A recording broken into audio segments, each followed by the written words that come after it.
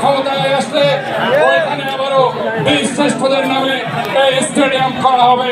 শহীদ president Ziaur Rahman যেটা ধারণ করেছেন, আরাফাত রহমান কোকো যেটা ধারণ করেছেন, দেশ নায়ক যেটা ধারণ করে, ইনশাআল্লাহ আমরা এইভাবে মুক্তিযুদ্ধের চেতনাকে ধারণ করে বাংলাদেশ জাতীয়তাবাদী দল আগামী ফেব্রুয়ারিতে যে নির্বাচন হবে সেই নির্বাচনে আপনারা সবাই ধানের শীষে ভোট দিয়ে বিএনপিকে আবারও ক্ষমতায় আনবেন ইনশাআল্লাহ।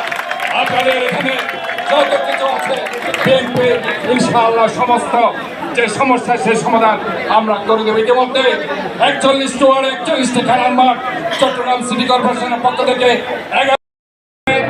আমাদের মধ্যে কেন্দ্রীয় সাংগঠনিক সম্পাদক শরীফুল আলম, আমাদের সহ সাংগঠনিক সম্পাদক BP Harun, barrister Helal. Football tournament 2025-এর সকলকে আন্তরিকভাবে ধন্যবাদ এবং কৃতজ্ঞতা জানিয়ে আমি আমার বক্তব্য শেষ করছি। সবাইকে ধন্যবাদ। বাংলাদেশ জিন্দাবাদ, বাংলাদেশ জাতীয়তাবাদী দল বিএনপি জিন্দাবাদ।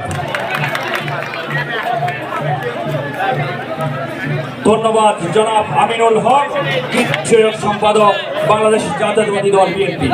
এই পর্যায়ে বক্তব্য রাখবেন আজকের অনুষ্ঠানের সম্মানিত প্রধান বক্তা চট্টগ্রাম সিটি কর্পোরেশনের মাননীয় মেয়র ডাক্তার শাহাদাত হোসেন মহোদয়। তার শাহাদাত হোসেন।